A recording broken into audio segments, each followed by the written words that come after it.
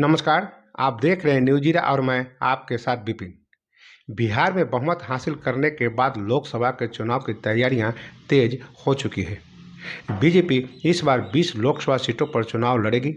वहीं जनता दल यू को 12 सीटों पर संतोष करना पड़ेगा। एलजेपी रामविलास के 5 सीटें आवंटित कर दी गई है। वहीं उपेंद्र कुशवाहा की पार्टी को 2, जीतन राम मांझी को 1 सीट देने की तैयारी की गई है। बीजेपी बिहार में इस बार 20 लोकसभा सीटों पर चुनाव लड़ने का मन बना चुकी है। इन 20 सीटों में 2 सीट पारस गुट के सांसद को आवंटित की जाएगी, लेकिन उन्हें बीजेपी के ही चुनाव चिन्ह पर चुनाव लड़ने के लिए तैयार रहना होगा। कहा जा रहा है कि पारस गुट के लिए दिए जा रहे 2 सीट में से एक प्रिंस राज और दूसरा सूरजभान सिंह की पत्नी को दिया जाएगा।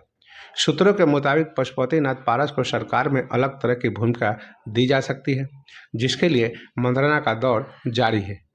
वहीं चिराग पासवान की पार्टी एलजेपी रामविलास 5 सीटों पर चुनाव लड़ेगी, ये लगभग तय हो चुका है।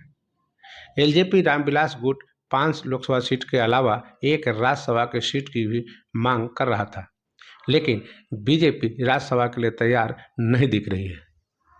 बताया जा रहा है कि एलजेपी रामविलास फिलहाल 5 लोकसभा सीटें आवंटित किए जाने के बाद एनडीए में ही बने रहने का मन बना लिया है।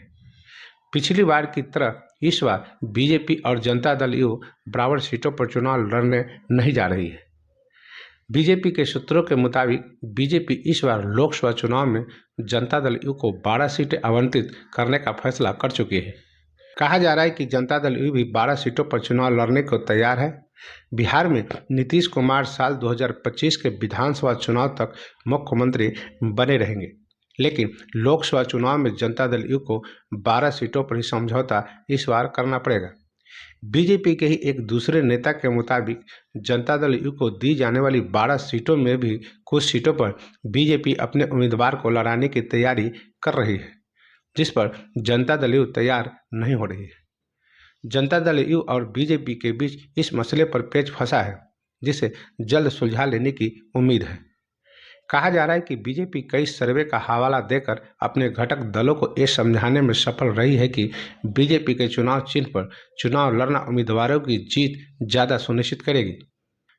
इसलिए पारस गुट के 2 उम्मीदवार हो या जनता दल यू को कम सीटें देने की बात, इस दोनों मसले पर बीजेपी के घटक दल लगभग तैयार हो चुके हैं।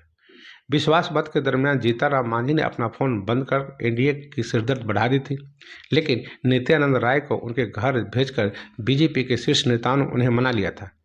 कहा जा रहा है कि जीतन राम मांझी नीतीश सरकार में 2 मंत्री पद की चाहत रखते हैं, जबकि उनकी इच्छा राज्यसभा में 1 सीट पाने की थी, लेकिन राज्यसभा में बीजेपी ने अपने कोटे से 2 उम्मीदवार की घोषणा कर जीतन राम मांझी की मुश्किलें बढ़ा दी थी। जीतन राम मांझी फिलहाल मान गए हैं, उन्हें गया का 1 सीट दिया जा सकता है। वहीं नीतीश कुमार की कैबिनेट में उनकी इच्छाओं का ध्यान रखा जाएगा, ऐसा कह उन्हें एनडीए में बने रहने के लिए मनाया गया है। रालोसपा के उपेंद्र कुशवाहा भी एनडीए के साथ ही बने रहेंगे, ये भी तय माना जा रहा है।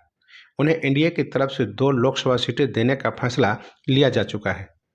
जाहिर है बिहार में नई राजनीतिक परिस्थितियों में तमाम छोटे घटक दलों को थोड़ा नुकसान हुआ है, लेकिन नीतीश कुमार के एनडीए में आने के बाद रालोसपा और हिंदुस्तानी अवाम मोर्चा दोनों एनडीए में ही बने रहकर चुनाव लड़ने को लेकर लगभग तैयार हैं।